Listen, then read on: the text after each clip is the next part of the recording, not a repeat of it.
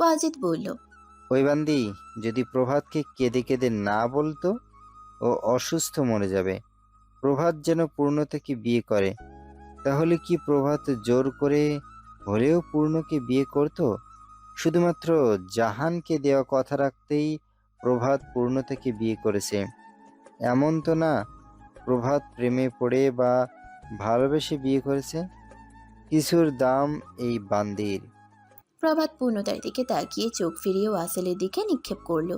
চাপা কণ্ঠে বলল, আমি যদি ভালো না বাসতাম, কার সাথে ছিল আমাকে জোর করে বিয়ে দিবে? আমি ভালোবেসে বিয়েটা করেছি। আমি ভালোবাসি পূর্ণকে।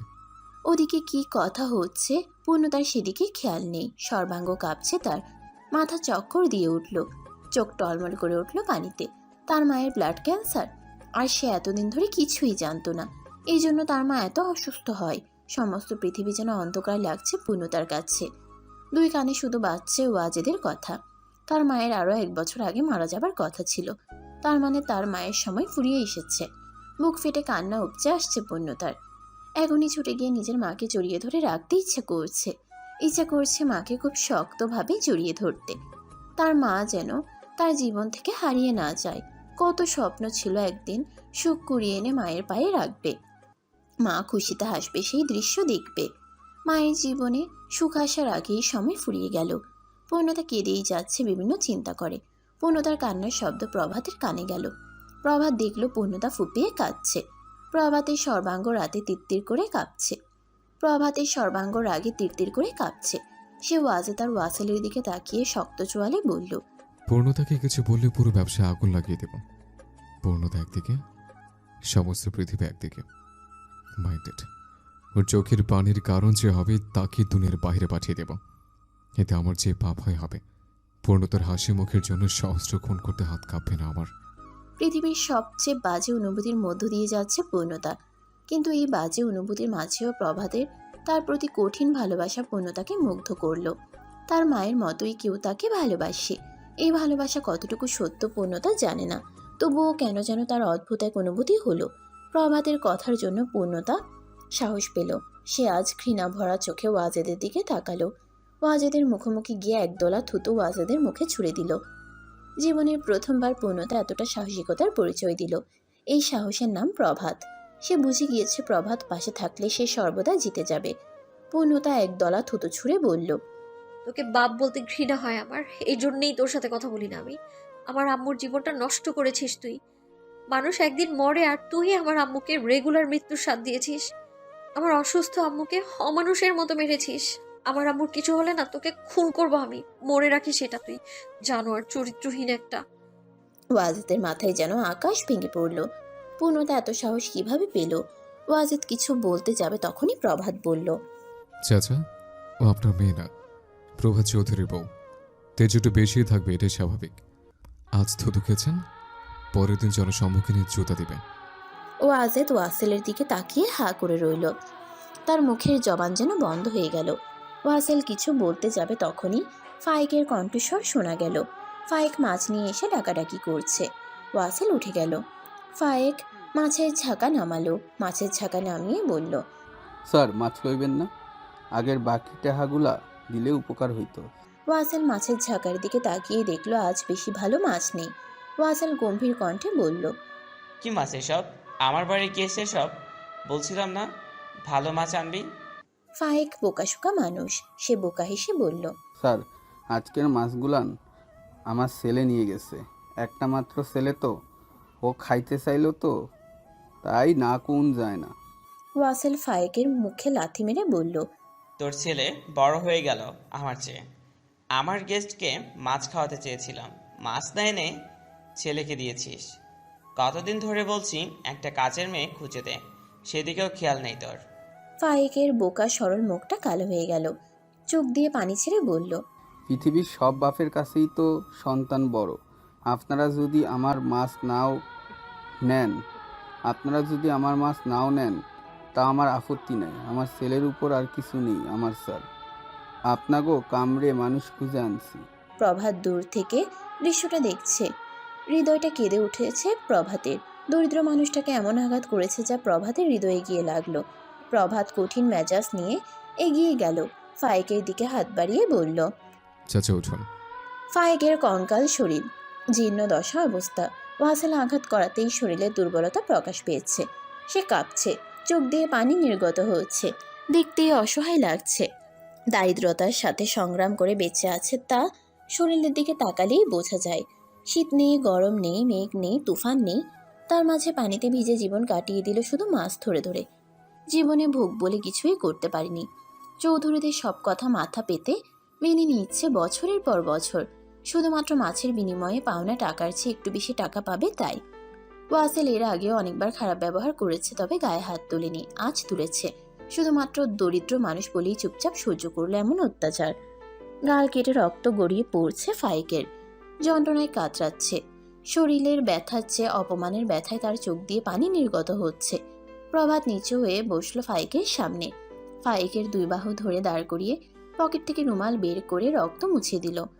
পরম ভালোবাসা আর সম্মানের সাথে যন্ত্রণায় কাতর কণ্ঠে ফাইকের দুই গালে হাত রেখে বলল। ফায়েক চাচা, এই বাড়িতে আপনি আর কোনোদিন আসবেন না।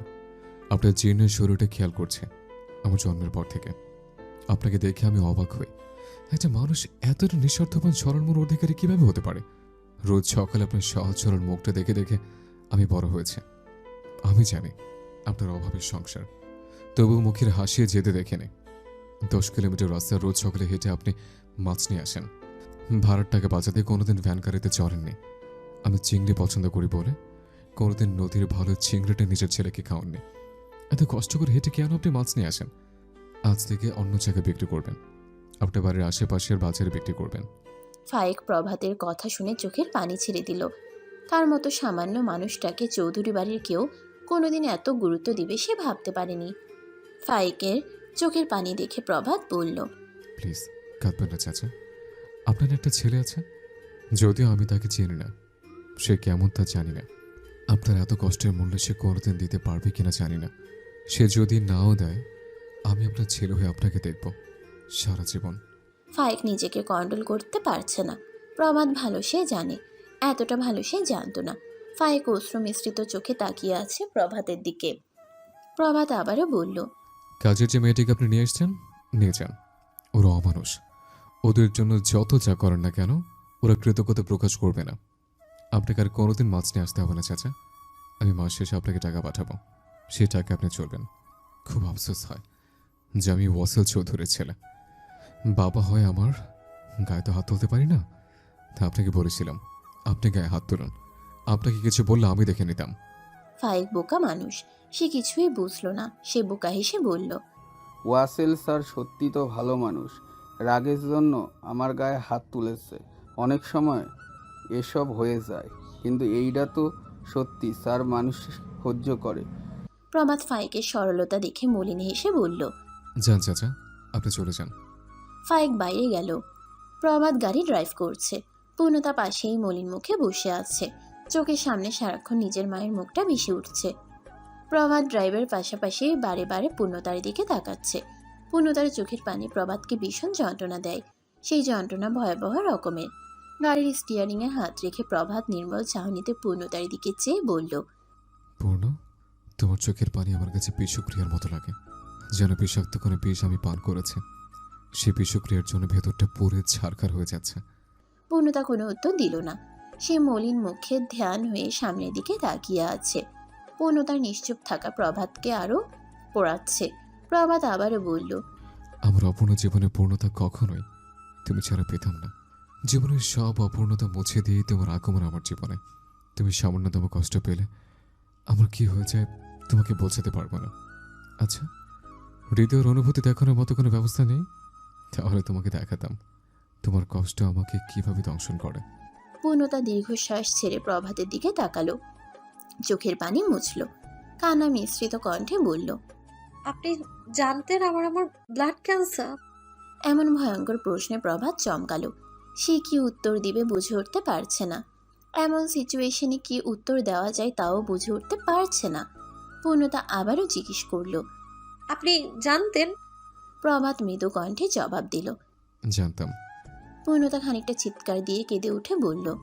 তাহলে আমায় কেন বলেননি? কেন বলেননি আমায়? এত বড় ভয়ঙ্কর একটা সত্য কেন লুকালেন বলুন? একজন সন্তানের কাছে এই অনুভূতি কত বাজে অনুভূতি, আপনি বুঝবেন না? কিভাবে বুঝবেন? আপনার তো মা আছেই। যে চলে যাবে সে তো আমার মা। চাচি আমার কাছে আম্মুর চেয়ে কম কোনোদিন ছিল না পূর্ণ। তুমি জেনে কেন এমন আঘাত দেওয়ার কথা বলছো? তোমার সিচুয়েশন আমি বুঝতে পারছি।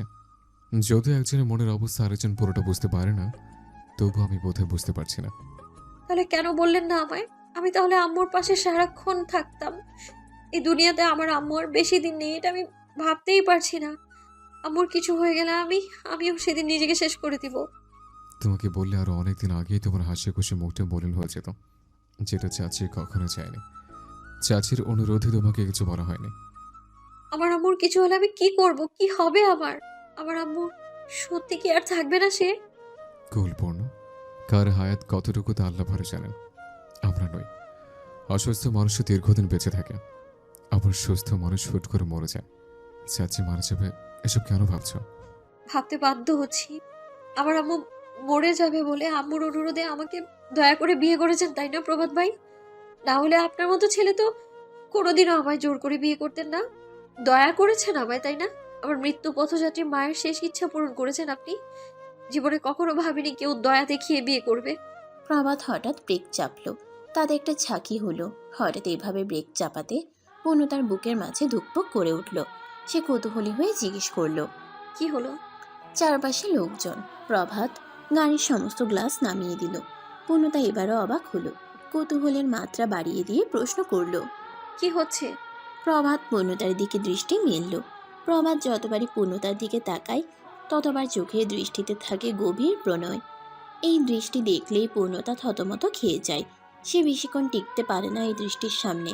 কেবলই পূর্ণতার ওষ্ঠদয় নড়ে উঠল। কিছু একটা বলতে যাবে, তার পূর্বেই প্রভাত পূর্ণতার দিকে ঝুঁকল। পূর্ণতার কাঁধের উপর দিয়ে হাত দিয়ে নিজের বুকের সাথে চেপে ধরল আলতো পরশে। পরশটা এমন ছিল, আপনা আপনি ভালোবাসা নির্গত হচ্ছিল। পূর্ণতা বুঝে উঠতে পারল না প্রভাত মাঝ রাস্তায় এমন কেন করছে। প্রভাত সুযোগ পেলেই তাকে জড়িয়ে ধরে, ভালোবাসতে চায়। তাই বলে মাঝ রাস্তায় অসভ্যতা করার মতো মানুষ তো সে নয়। এমন সময় প্রভাতের মসৃণ কণ্ঠস্বর ফিসফিসিয়ে পূর্ণতার কর্ণকুহরে পৌঁছালো।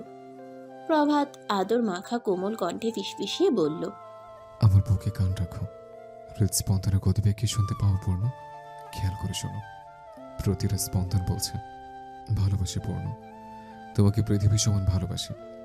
ইহকালেও ভালোবাসি, পরকালেও ভালোবাসি। ভালোবাসা ছাড়া কি আর অন্য কিছু আছে আমার হৃদস্পন্দনে পূর্ণ? প্রভাতের এমন আদুরে কণ্ঠ, ভালোবাসার আকুলতায় পূর্ণতা ফুপিয়ে কেঁদে উঠল। প্রভাতের গেঞ্জির কলার খামচে ধরে বলে উঠল, সব মিথ্যা, বিশ্বাস করি না আমি কিছু। প্রভাত পূর্ণতাকে নিজের বুকের সাথে আরো একটু শক্তভাবে জড়িয়ে ধরে বলল, আমার জীবনে হয়তো প্রয়োজনে অপ্রয়োজনে অনেক মিথ্যা বলেছে, কিন্তু বিশ্বাস করো, এই পৃথিবী আমার ভালোবাসার চেয়ে সত্য কিছুই নেই। আমি আপনার কাছে একটা জিনিস চাই, দিতে পারবেন? যেই দেখো, জান দিতেও ভাববো না। পূর্ণতা কাঁদতে কাঁদতে বলল, আমায় কথা দিন, আমার আম্মুর সাথে যে এত বড় অন্যায় করলো তাকে উপযুক্ত শাস্তি দেবেন আপনি। ওই নিকৃষ্ট ব্যক্তিকে একটু হলেও কষ্ট দেবেন। ওই নিকৃষ্ট ব্যক্তির কষ্ট দেখলেই আমার অশান্ত হৃদয়টা শান্ত হবে। আর আপনি যদি পারেন, আমি নিজে কি করবো আমি জানি না। প্রমাদ পূর্ণতার মাথায় হাত বুলোতে বুলোতে বলল, তুমি না বললে আমি তাকে ছাড়তাম না। আমি চাচাকে কঠিন শাস্তি দেব, বোঝাবো অর্ধাঙ্গিনী ছাড়া জীবন কতটা দুর্বিষহ হতে পারে। এমন সময় প্রভাতের চোখ গেল বাইরে। সে গাড়ির গ্লাস উঠিয়ে দিল। প্রভাত উকি দিল, দেখলো রাজনের সাথে পুষ্প একটা ফুলের দোকানের সামনে দাঁড়িয়ে আছে। রাজন আর পুষ্প দুজনের মুখ হাসি খুশিতে ভর্তি। প্রভাত যা অনুমান করছে তা কি সত্য? মুহূর্তের মাঝেই প্রভাতের অনুমান সত্য হলো। রাজন একটা বেলি ফুলের গাছটা পুষ্পর চুলে বেঁধে দিল। তারপর পুষ্পের হাত ধরে নিয়ে একটা রিকশায় উঠল। পূর্ণতার গলা শুকিয়ে এলো টেনশনে। এভাবে ওরা প্রভাতের সামনে ধরা পড়ে গেল। রিকশা চলে যেতেই প্রভাত পূর্ণতার দিকে তাকিয়ে বলল, তুমি কিছু জানতে এই ব্যাপারে? পূর্ণতা জিভ দিয়ে ঠোঁট ভিজিয়ে নিয়ে বলল, না মানে? প্রভাত শক্তভাবে জিজ্ঞেস করলো, আমি জানি, পৃথিবীর কেউ না জানলেও তুমি সব জানো। কতদিন ধরে চলছে এসব? কতটুকু গভীরে গিয়েছ জানো? এভাবে রেগে কেন যাচ্ছেন? আমাকে চোখ রাঙাচ্ছেন কেন আপনি? পুষ্প আমার একমাত্র বোন, ও ভুল করলে আমি রাখবো না, টেনশন করবো না। পূর্ণতা গভীর কৌতূহল নিয়ে জিজ্ঞেস করলো। আপনি কিভাবে শিওর হলেন আপু ভুল করছে? ঠিকও তো হতে পারে। প্রভাত চিন্তিত হয়ে উত্তর দিল, দেখো পূর্ণ, তোমার কোনো আইডিয়া আছে ছেলেদের সম্পর্কে? জানো চারদিকে কি হচ্ছে? যাকে তুমি বেশি ভালো মনে করবে সেই হবে ভয়ঙ্কর খারাপ। তার মানে বলতে চাইছেন রাজন ভাইয়া ভালো মানুষ নন? দেখো, আমি তো বলতে চাইনি। রাজনকে যতটুকু দেখেছে স্ট্রং পার্সোনালিটি ছেলে হিসেবে দেখেছে, কিন্তু দুদিন দেখি তো আমরা পরিপূর্ণভাবে একটা মানুষ চিনতে পারি না। রাজন একজন এসআই, শুধু এতটুকুই জানে। ওর পরিচয় কি, কোন জেলার ছেলে, ফ্যামিলি কেমন, কিছুই তো জানি না। চৌধুরী পরিবারের চেয়ে নিশ্চয়ই খারাপ পরিবার পৃথিবীতে নেই। তাছাড়া এত কিছু জানতে হবে কেন? মানুষটা ভালো হলেই তো হলো। প্রভাত আবারও প্রশ্ন করল। কতটুকু গভীরে গেছে জানো? পূর্ণতা ওদের দুজনের কথা 2 সেকেন্ড ভেবে উত্তর দিল। যতটুকু গভীরে গেলে একজন আরেকজনকে ছাড়া অসহায় হয়ে পড়ে। রাজন ভালো হলে ওর ফ্যামিলি নিয়ে আমার মাথা ব্যথা নেই। সবার বিপক্ষে কি ওদের বিয়ে দেব? শুধু আমার বোনকে যেন ভালোবাসে। সবাই কি আর আপনার মতো বউ পাগল হবে নাকি?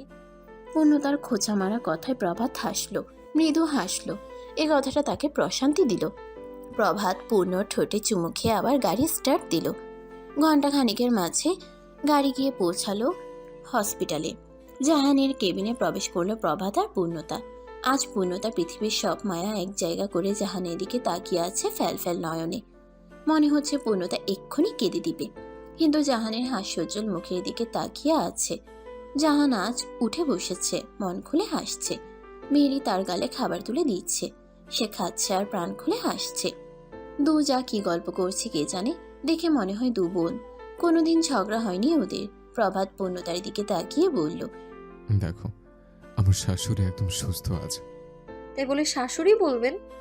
সত্য স্বীকার করে শ্রেয় পূর্ণ। এমন সময় মেরির চোখ গেল দরজায়। প্রভাত আর পূর্ণকে দেখে মেরি বলল, তোরা ভেতরে আয়, বাইরে কেন? ওরা দুজন এগিয়ে এলো। পূর্ণতা সরাসরি জাহানের কাছে এগিয়ে গেল। জাহানের অসুস্থতার কথা আর মনে করিয়ে দিয়ে হাসি মুখটা মলিন করলো না। জাহানকে খুব আদর করে জড়িয়ে ধরলো। জড়িয়ে ধরে রেখেছে খুব শক্তভাবে আর ছাড়ছে না। মেয়ের এমন পাগলামি দেখে জাহান খুব জোরে হাসলো। আজ কেন এত হাসছে কেউ জানে না, শুধু হেসেই যাচ্ছে। অনেকক্ষণ হয়ে গেলে জাহান বলল, এবার এসব ছাড়ো সোনা। পূর্ণতা এবার জাহানকে ছেড়ে বলল, কেমন আছো আম্মু? কতদিন তোমার হাসি মুখটা দেখি না। তুমি এভাবে হাসলে আমি কেন যেন স্বর্গের সুখ পাই। আমার তোমাকে এইভাবে হাসি খুশি দেখতে ভালো লাগে। আমি চাই তুমি সারা জীবন এমন হাসি খুশি থাকো। জাহান পূর্ণর কপালে চুমু দিয়ে বলল, ভাবছি আর কোনোদিন কাঁদবো না, এখন থেকে শুধু হাসবো। মেরি বলল, পূর্ণ, আমাকে তো কোনোদিন এভাবে আদর করিস না। আমি কি তোর কিছুই হই না? পূর্ণ মেরিকে জড়িয়ে ধরে বলল, তুমি আমার দ্বিতীয় মা, বুঝছো? দুজনকে সমান ভালোবাসি আমি। আরো 10 দিন কেটে গিয়েছে। এ বাড়িতে পূজা এসেছে আজ 10 দিন হলো। জাহানও বাড়ি এসেছে। জাহান এখন সম্পূর্ণ সুস্থ। এখন সে আর ওয়াজেদের সাথে থাকছে না। আলাদা একটা রুম দিয়েছে প্রভাত আর পূর্ণতা। প্রভাত জাহানকে ডিভোর্সের ব্যাপারে বলেছে, সে যেন ওয়াজেদকে ডিভোর্স দেয়। জাহান একটা দীর্ঘশ্বাস ছেড়ে বলেছে, শরীরে কঠিন ব্যাধি না হলে ডিভোর্সই দিতাম। আমার হাতে আর বেশি সময় নেই। এখন ডিভোর্স হলে আমি আর তোমার চাচা এক বাড়িতে থাকতে পারবো না। ফলে আমি পূর্ণতার থেকে দূরে থাকবো। আমি মেরি আপাকে ছাড়াও থাকতে পারবো না। পূর্ণ, পুষ্প, তোমাদের কাউকে ছাড়া থাকতে পারবো না। যে কদিন আছি এই মানুষের সাথে আর থাকতে পারবো না। প্রভাত আর জোড়াজোড়ি করলো না, জাহানকে আলাদা থাকার ব্যবস্থা করে দিল। তবে ওয়াজেদকে কঠিন হুঁশিয়ারি দিল, জাহানের দিকে চোখ তুলে তাকালে বা স্বামীর অধিকার দেখাতে গিয়ে অত্যাচার করলে এ বাড়িতে ওয়াজেদের শেষ দিন হবে। ওয়াজেদ তো চুপচাপ আছে, জাহানকে কিছু বলার সাহস পাচ্ছে না। পূজাকে দায়িত্ব দিয়েছে, সে যেন সবসময় জাহানের কাজে সাহায্য করে। এছাড়া আর কিছু করা লাগবে না। বাকি টাইম পূর্ণ আর পুষ্পের সাথে গল্প করবে, টিভি দেখে বই পড়ে কাটাবে। এ বাড়িতে সবচেয়ে বয়স কম এখন পূজার। পূজা এ বাড়িতে আসার পর কেমন যেন নতুন প্রাণ সঞ্চার হয়েছে। একবার কিচেন, একবার ডাইনিং, একবার বাগান, একবার পূর্ণ, একবার পুষ্প, এসব করে ঘুরে বেড়াচ্ছে। খুব কম সময়ে বাড়ির সবাই পূজাকে আপন করে নিয়েছে। পুষ্প আর পূর্ণর মতো মেশার মানুষ পেয়ে পূজারও আর বাড়ি যেতে ইচ্ছা করে না। প্রথম 1 সপ্তাহ বাড়ি গেলেও এখন থেকে সে আর বাড়িতে যাবে না। পূজার আগমনে বাড়িটা কেমন মোমো করছে, নতুন সুবাস ছড়াচ্ছে সব কিছুতে। বয়সে একটু ছোট হলেও পুষ্প আর পূজার খুব কাছের হয়ে উঠেছে। এখন ওরা তিনজন সারাদিন একসাথে থাকে, আড্ডা দেয়। পূজার সাথে বাড়ির কাজের মেয়ের মতো ব্যবহার করে না। ওদের দুজনের অগণিত ড্রেস, সেখান থেকে নতুন দেখে দেখে কিছু ভালো পোশাকও দিয়েছে। পূর্ণ আর পুষ্প পূজাকে ওদের মতো স্টাইল করার চেষ্টা করছে। জেলে পাড়ার নদীর পাড়ে একটা বড় বাঁশের মাচা লাগছে। ফাইক সেখানে বসে রাতে মাছ পাহারা দেয়। এলাকার ছেলেপেলে দল বেঁধে এসে সেখান থেকে মাছ চুরি করে নিয়ে যায়। ওরা প্রফেশনালি চোর নয়, কিন্তু দল বেঁধে ঘুরতে এসে মাছ পেলেই চুরি করে নিয়ে যায়। ফাইক গায়ে তীব্র জ্বর নিয়ে শিমুল তোলার মোটা লেপ গায়ে দিয়ে মাচালে শুয়ে মাছ পাহারা দিচ্ছে, কিন্তু এই লেপে তার শীত কমছে না। নদী থেকে ঠান্ডা বাতাস ভেসে এসে ফাইকের শরীর যেন আরও শীতল করে তুলছে। থরথর করে কাঁপছে ফাইক। ফাইকের স্ত্রী ফাইকের মাথায় জলপট্টি দিচ্ছে আর বিড়বিড় করে বলছে, আমি বুঝতাছি না তুমি এখনো কেন এই মাছ ধরো? মাছ না ধরলে কি আমরা না খাইয়া মইরা যাব? ফাইক জ্বরের ঘোরে নিজের স্ত্রীর হাতটা চেপে ধরে বলল, তুমি বোঝো না কেন? তোমারে যখন আনছিলাম এই মাছই আমার খাউন জুগাইতো। পোলাডারে মাইনষের মতন মানুষ বানাইতে পারছি। এই পেশায় আমার রক্তে মিশা গেছে। আমি ছাড়তে পারুম না। তোমার পোলা তো এখন কাম কাজ করে, সে বড় চাকরিজীবী, তাও কেন তুমি এখনো এইসব করবা? বেতন পাইয়া সবগুলান টাকা তো তোমার হাতেই দিয়া দেয়, তাও তোমারে বলে কয়েও সে এই কাম বাদ দেওয়াতে পারতেছে না। আমি নিজেও বুঝতেছি না কি দরকার এই মাছ ধরনের। মাছ না ধরলে সময় কাটবো কেমনে রে? মাছ তো আর বেচতেছি না। ওই চৌধুরী বাড়ি থেকে আহুনের পর থেকেই তো দেখতাছি মাছ বেচা বাদ দিয়া দিছ। ওই অমানুষের জাতকের সারা জীবন মাছ খাওয়ালে তাও তোমার গায়ে হাত তুলল। সেইখান থেকেই জ্বর তোমার। আমি তোমার পোলারে আর লুকাবো না, এইসব কথা কইয়া দিব। ওই চৌধুরী তোমারে মারছে। ফাইক তার স্ত্রীর হাত চেপে ধরে বলল, খবরদার, আমার পোলার কানে এইসব দিবা না। পোলা কষ্ট পাইব। আমার পোলারে এইসব কইলে আমার মরামুখ দেখবা, কইয়া দিলাম। রাত অলরেডি 1টা বেজে গিয়েছে। পূর্ণতা, পুষ্প, পূজা গতদিনের ন্যায় আড্ডা দিয়ে যাচ্ছে। ইদানিং আড্ডা দেওয়াটা যেন ওদের কাছে নেশার মতো হয়ে গিয়েছে। পূজা বলল, পূর্ণদি, পুষ্পদি কি করে বলুন তো? পুষ্প ভ্রুচিয়ে জিজ্ঞেস করলো, ওই যে কৃষ্ণ আমাকে একটু রাস্তায় যেতে বলেছে। ওর নাকি জল তেষ্টার মতো তেষ্টা পেয়েছে আমাকে দেখার জন্য। বুক নাকি একদম ফেটে চৌচির হয়ে যাচ্ছে। পূর্ণ পুষ্পের দিকে তাকিয়ে বলল। তোমার ভাই তো আমাকে কোনোদিন এভাবে বললো না আপু। পুষ্প একগাল হেসে বলল, আমার ভাই যা বলতে পারে তা পৃথিবীর কেউ পারবে না। এমন সময় পুষ্পের ফোন বেজে উঠল। স্ক্রিনে ভাসছে রাজনের নাম্বার। পূর্ণ বলল, আপু তোমার ভাই কিন্তু তোমাকে নিয়ে দুশ্চিন্তা করেই যাচ্ছে। পুষ্প চিন্তিত মুখে বলল, কেন? ওই যে বলেছিলাম না, তোমাকে রাজন ভাইয়ের সাথে দেখে ফেলেছিল, সেই দিন থেকেই চিন্তায় আছে। শোন পূর্ণ, তুই থাকতে যেন আমার আর রাজনের ভালোবাসা আলাদা না হয়। তোমার ভাই কোনোদিন তোমার খারাপ চাইবে না আপু, তুমি নিশ্চিন্তে থাকো। এমন সময় ছাদে প্রভাত প্রবেশ করলো। সে শুকনো কাশি দিয়ে পূর্ণতার দৃষ্টি আকর্ষণ করলো। ওরা তিনজনই ফিরে তাকালো। প্রভাত প্যান্টের পকেটে হাত গুজে দাঁড়িয়ে ব্যস্ত স্বরে ডাকলো। পূর্ণতা, পূর্ণতা উঠে দাঁড়িয়ে বলল, হ্যাঁ বলুন। আমি যে নীল রঙের ফাইলটা তোমায় দিয়েছিলাম ওটা দিয়ে যাও। পূর্ণতা অবাক হয়ে প্রশ্ন করলো, কবে দিলেন? প্রভাত কপালের চামড়ায় কয়েকটা ভাঁজ ফেলে জিজ্ঞেস করলো, কবে দিলাম মানে? এত ভুলে যাও কিভাবে তুমি? আমি একটুও ভুলিনি। আমাকে দেননি আপনি। আমি দিয়েছি, রুমে এসে খুঁজে দেখো, খুব গুরুত্বপূর্ণ ফাইল ছিল। পুষ্প আস্তে করে বলল, পূর্ণ যা, তোর হয়তো খেয়াল নেই, খুঁজে নিয়ে আয়। আপু আমাকে দেননি উনি ফাইল। পুষ্প বলল, যা তুই রুমে যা, মনে পড়বে। পূর্ণ যাওয়ার সময় বলল, আমি না ফিরলে কিন্তু বাকি গল্প করবা না আপু। পুষ্প হেসে বলল, ঠিক আছে তুই যা। পূজা ভীষণ দুষ্টু প্রকৃতির মেয়ে। পূর্ণ উঠে যেতেই পূজা এগিয়ে গেল পিছ পিছ। প্রভাত আর পূর্ণ কিভাবে রুমে যাবে সেটা দেখার জন্যই পূজা এগিয়ে গেল। প্রভাত কয়েক সিঁড়ি নিচে নেমে দাঁড়ালো। পূর্ণতাও প্রভাতের সাথে সাথে কয়েক সিঁড়ি নিচে নেমে খানিকটা চিন্তা নিয়ে প্রশ্ন করলো, কি ব্যাপার, কবে দিলেন আপনি ফাইল? আমার ব্রেন এতটাও খারাপ হয়ে যায়নি যে ভুলে যাব আমি সবটা। প্রভাত সাথে সাথে পূর্ণতাকে কোলে তুলে নিয়ে বলল, ফাইলের কথা ভুলো নেই, কিন্তু নিজের বরকে ঠিকই ভুলে বসে আছো। কি করছেন? পড়ে যাব, নামান আমায়। গলা জড়িয়ে ধরো, রোমান্টিক একটা ভাব আসবে। না, ধরবো না। আমি তো তোমাকে ছাড়ছি না, শুধু শুধু ছোট থেকে কষ্ট না দিয়ে জড়িয়ে ধরে একটু শান্তি দাও। পূর্ণতা জানে প্রভাত যখন বলেছে ছাড়বে না তার মানে ছাড়বে না। উপায় না পেয়ে প্রভাতের গলা জড়িয়ে ধরল। প্রভাতের গলা জড়িয়ে ধরে বলল, কাহিনী কি আপনার? আপনার কোন ফাইল আমায় দিয়েছেন? প্রভাত পূর্ণতার গালে একটা চুমু দিয়ে বলল, মিথ্যা না বলে তোমাকে আনা যাচ্ছে না। তুমি কি সহজে আসতে ওখান থেকে? এত রাতে নিজের এত সুদর্শন রোমান্টিক বর রেখে কিভাবে ছাদে গিয়ে বসে থাকো? ছাদের হাওয়া ভালো লাগে। আমার ভালোবাসা হাওয়ার চেয়েও ছাদের হাওয়া ভালো লাগে তোমার?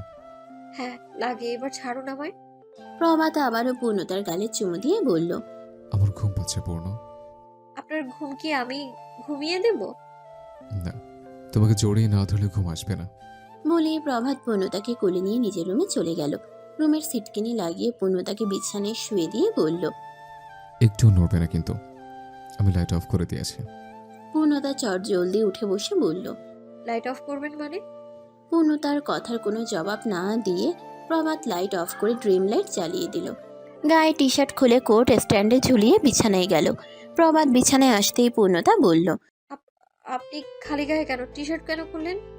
প্রভাত দুষ্টু হেসে জবাব দিল, তুমিও করে ফেলো, আমি ছাড়া অন্য কেউ এখানে নেই। পূর্ণতা বিড়বিড় করে বলল। লজ্জা শরম কিছুই নেই আপনার? বলেই বিছানা ছেড়ে উঠতে গেল। তখনই প্রভাত পূর্ণতাকে টেনে ধরে নিজের বুকের সাথে মিশিয়ে ধরল। খুব আদুরে কণ্ঠে বলল, কোথায় পালাচ্ছে পূর্ণ? আমার বুকের যে স্বস্তিদায়ক জায়গা আর কোথাও পাবে না তুমি। বলেই প্রভাত পূর্ণতার কপালে চুমু দিল। পূর্ণতার তপ্ত নিঃশ্বাস প্রভাতের বুকে আশ্রে আশ্রে পড়ছে। সেই সাথে প্রভাগের সর্বাঙ্গে উষ্ণতা ছড়িয়ে পড়ছে। প্রভাত কিছুটা নেশাক্ত হয়ে পড়েছে। পূর্ণতাকে আরো আদর ভালোবাসা যত্নের সাথে জড়িয়ে ধরে বলল, আমার পূর্ণতা, তুমি সত্যি আমার পূর্ণতা। তুমি দূরে গেলে আমার পুরো পৃথিবী থমকে যায়, শব্দর ভাষাহীন হয়ে পড়ে, হৃদস্পন্দন থেমে যায়। আমার যখনই তুমি সামনে আসো, হৃদস্পন্দন ভয়ানক গতিবেগে চলতে থাকে। কেন এমন হয় তুমি কি তা জানো পূর্ণ? পূর্ণতা ভারী কণ্ঠে জবাব দিল, না। তোমারও কি আমাকে দেখলে এমন হয় পূর্ণ? হৃদস্পন্দনে কি ছেলেমেলে হয়ে যায়? জানি না। প্রভাত পূর্ণতাকে আরো আদর ভালোবাসার মিশ্রিত কণ্ঠে বলল, জানি না কথাটা হৃদয় ক্ষতবিক্ষত করে তুলছে, দহন হচ্ছে তীব্রভাবে। একবার কি ভালোবাসি বলে হৃদয়ের যন্ত্রণা নেভাবে না? তোমার সামান্য একটি স্পর্শ আমাকে শীতল করে দেয়। যেদিন ভালোবাসি বলবে, ওই দিন মনে হয় পুরোপুরি শান্ত হয়ে যাব। পূর্ণতা অস্ফুট স্বরে বলল। আপনাকে অশান্তই ভালো লাগে। কণ্ঠে ছিল প্রবল লজ্জা।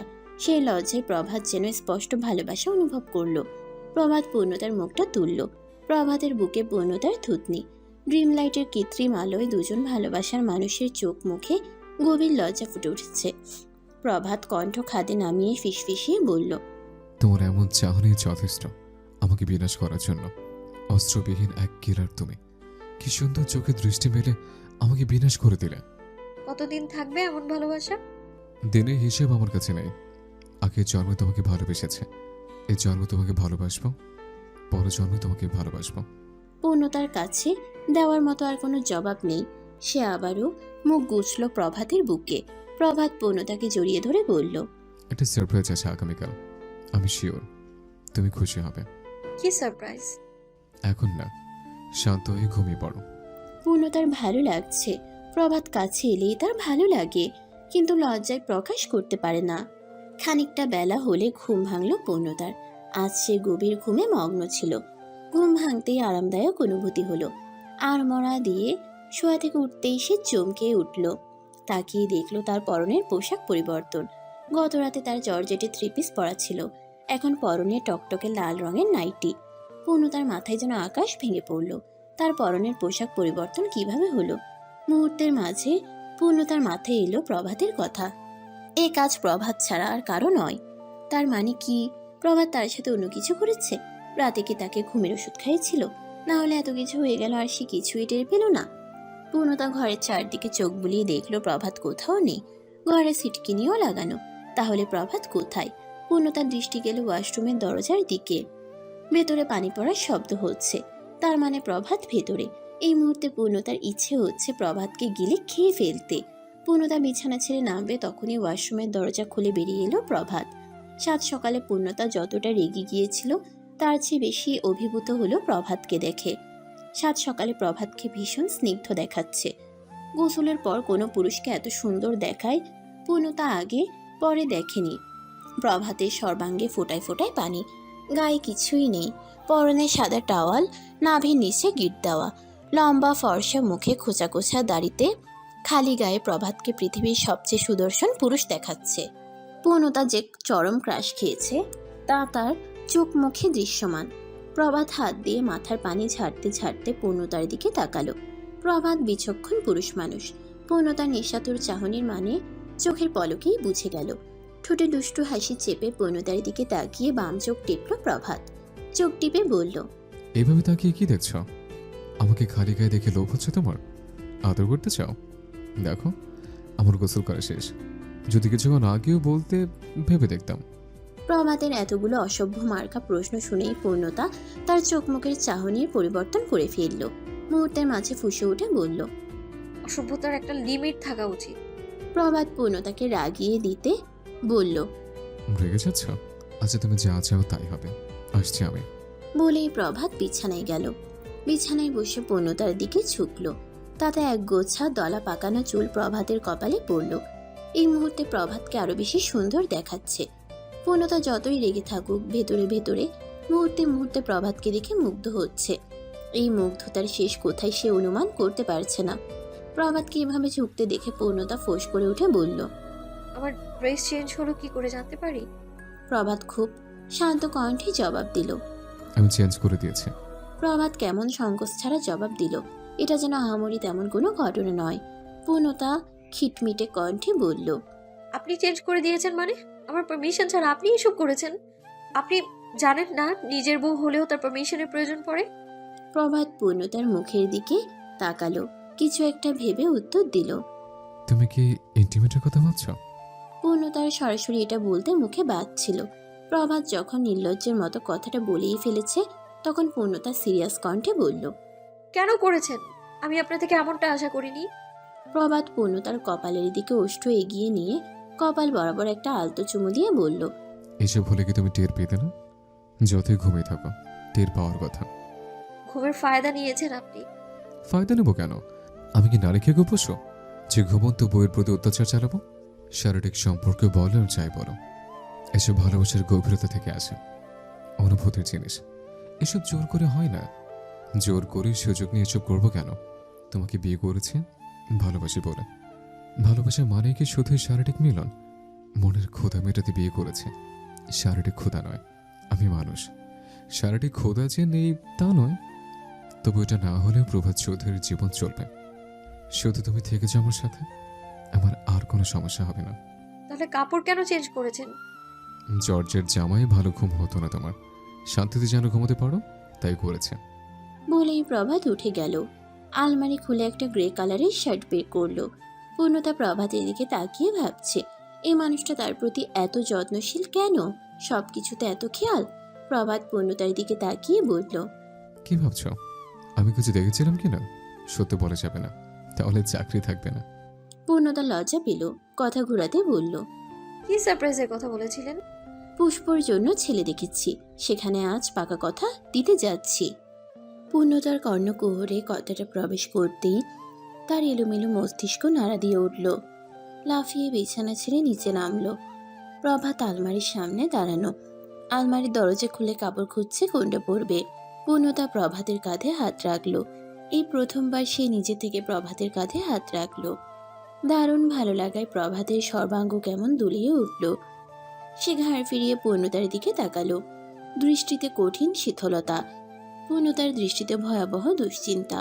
প্রভাত তাকাতেই পূর্ণতা অস্থির কণ্ঠে বলল, পাকা কথা দিতে যাচ্ছেন মানে? আপনি কি জানেন না আপুর সাথে রাজন ভাইয়ের সম্পর্ক আছে?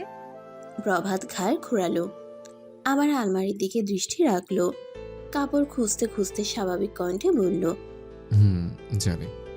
প্রভাতের এরূপ উত্তর শুনে পূর্ণতা চরম আশ্চর্য হলো।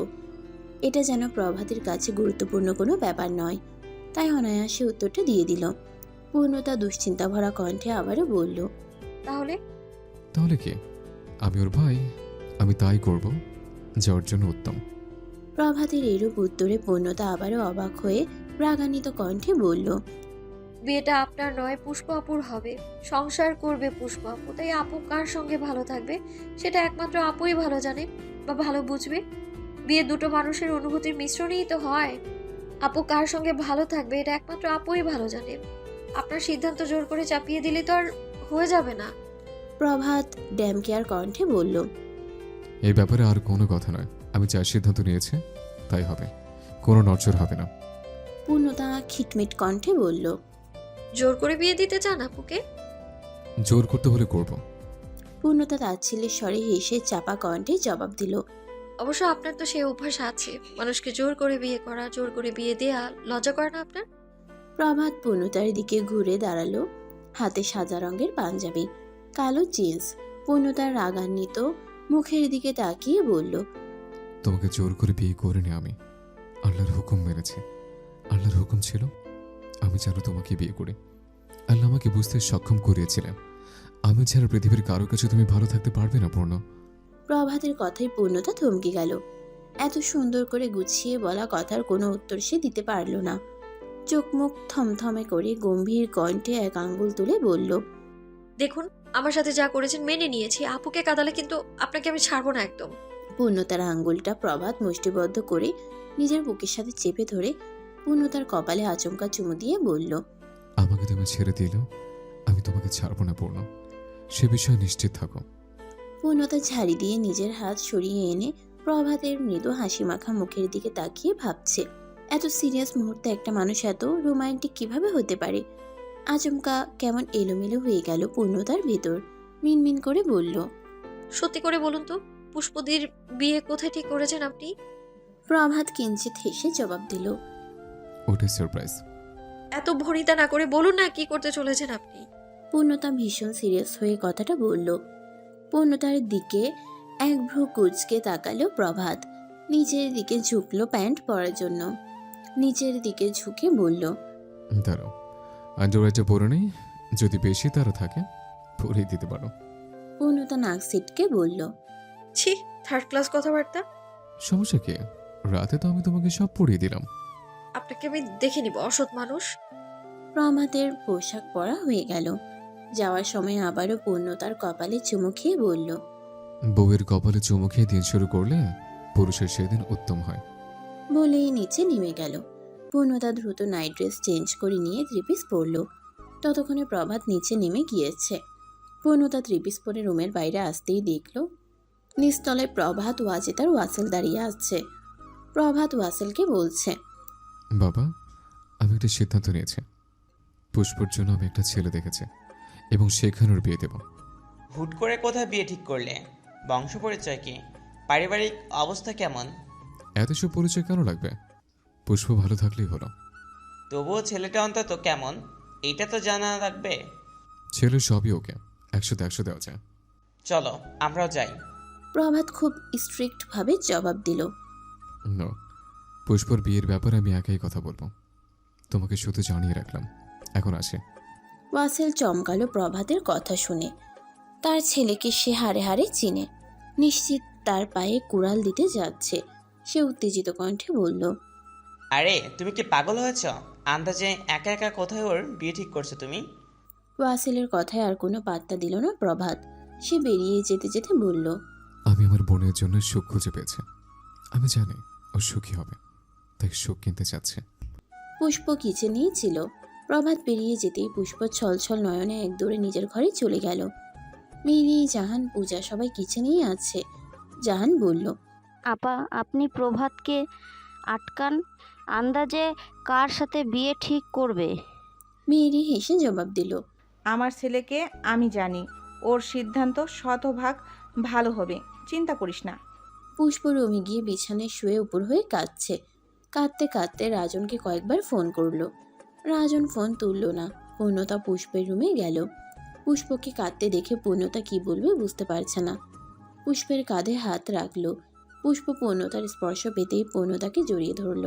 হাওমাও করে কেঁদে উঠে বলল। ভাইয়াকে বোঝা পূর্ণ, আমি পারবো না অন্য কাউকে মেনে নিতে, প্লিজ পূর্ণ। পূর্ণতা পুষ্পকে জড়িয়ে ধরে বলল। কেন যেন মনে হচ্ছে তোমার ভাই রাজন ভাইয়ের সাথেই তোমার বিয়ে ঠিক করতে গিয়েছে আপু, না হলে সে এত রিল্যাক্স থাকতো না। আমি এসব কিছুই জানি না পূর্ণ। আমি শুধু জানি আমার রাজনকে চাই। আমি তোমায় কথা দিচ্ছি আপু, তোমার বিয়ে রাজন ভাইয়ার সাথেই হবে। প্রভাত আগে পরে কখনো ফাইকের বাড়িতে আসেনি। জেলেপাড়ার দিকে তার যাতায়াত আগে পরে কখনো হয়নি, আজই প্রথম। নদীর কোলে বাঁশ ঝাড়ের ভেতরে ফাইকের বাড়ি। খুঁজে খুঁজে বাড়ির রাস্তা চিনেছে। ফাইকের বাড়িতে একটা টিনের ঘর দূর থেকে দেখা যাচ্ছে। মোটামুটি একটা উঠান, চারদিকে কেমন মাছের গন্ধ। বাড়ির পাশে একটা মন্দির, আশেপাশে অনেকগুলো হিন্দু বাড়ি। প্রভাত অনেক প্রকার মিষ্টি আর ফল নিয়ে ফাইকের বাড়িতে প্রবেশ করলো। উঠানে দাঁড়িয়ে ফাইকের নাম ধরে ডাকলো। ফাইক চাচা। ফাইক ঘরে শুয়ে আছে, ঘর থেকে ডাক শুনলো। ক্যাডা? আমি প্রভাত। প্রভাতের নাম শুনে এক লাফে লেপের ভেতর থেকে নেমে এলো ফাইক। বারান্দায় এসে প্রভাতকে দেখে চোখ দুটো চকচক করে উঠল। আনন্দে আত্মহারা ফাইক। প্রভাতকে সে কি বলবে বুঝে উঠতে পারছে না, নিজের স্ত্রীকে ডাকলো। কই গেলা? দেখিয়া যাও। ফাইকের আনন্দ দেখে প্রভাত আবারও শান্ত কণ্ঠে ডাকলো। চাচা। হ বাজান, বলো। বসো বাজান, তুমি আইছো আমি ভাবতেই পারতেছি না। আপনার শরীর কেমন? ভালো আছি বাজান। ফাইকের স্ত্রী এগিয়ে আসতে ফাইক বলল। এই দেহ কেডা আইছে? ফাইকের স্ত্রী প্রভাতকে দেখে মোটেও খুশি নন, মুখ গোমরা করে বলল। ক্যাডা? প্রভাত বাবজান। ও আইসা, বড় লোকের বেটা আইছে। এভাবে কথা কও কেন? প্রভাত বলল। সমস্যা নেই চাচা, ফল মিষ্টিগুলো নিন। ফাইক প্রভাতের হাত থেকে ফল মিষ্টিগুলো নিয়ে তার স্ত্রীকে বলল। এক্ষুনি নাস্তার ব্যবস্থা করো। প্রভাত বলল। চাচা বিচলিত হবেন না, আমি তো। প্রভাতের এমন আগমনে ফাইক খানিকটা চিন্তিত হয়ে বলল। বাবা কি মনে করে? প্রভাত ঘরের মাঝে উঠে গেল, বারান্দায় রাখা একটা খাটে বসলো। ফাইককে বলল। আপনিও বসুন চাচা। ফাইক বসে বলল। কি কইছে বাজান? আপনার কাছে একটা অনুরোধ নিয়ে এসেছি আমি, আশা করি ফিরিয়ে দিবেন না। কি অনুরোধ বাজান? আপনার ছেলের সাথে আমার বোনের বিয়ের প্রস্তাব নিয়ে এসছে। পুষ্পর ব্যাপারে তো আপনি সব জানেন, ওর স্বভাব চরিত্র কেমন। ফাইক আমতা আমতা করে বলল। আমার ছেলে? পুলিশ অফিসার রাজন আপনার ছেলে, এটা আমি জানি চাচা। ফাইক কিছু বলার আগেই ফাইকের স্ত্রী মুখ গোমরা করে বলল। না, এটা কখনো সম্ভব না। ওনার বাপে তোমারে লাথি দিছে। তার মেয়ে এই বাড়িতে আসলে আমাকে পিষে মারবো তার জুতা দিয়া। এত বড় লোকের সাথে কুটুমতালি করতে চাই না। প্রভাত ফাইকের স্ত্রীর দিকে তাকিয়ে বলল। আমার বোনের বাবা এক নয় চাচা। ফাইকের স্ত্রী ছ্যাদ করে উঠে বলল। এ দুনিয়া উল্টে গেলেও যে আমার স্বামীরে আঘাত করছে তার সাথে আত্মীয়তা করব না। পৃথিবীর সবাই বললেও আমি রাজি হব না। গল্পটির পরবর্তী অংশ আপলোড করা হবে আগামীকাল। আর হ্যাঁ, গল্পটি কেমন হলো তা অবশ্যই কমেন্টে জানাবেন। ভালো থাকবেন আপনারা।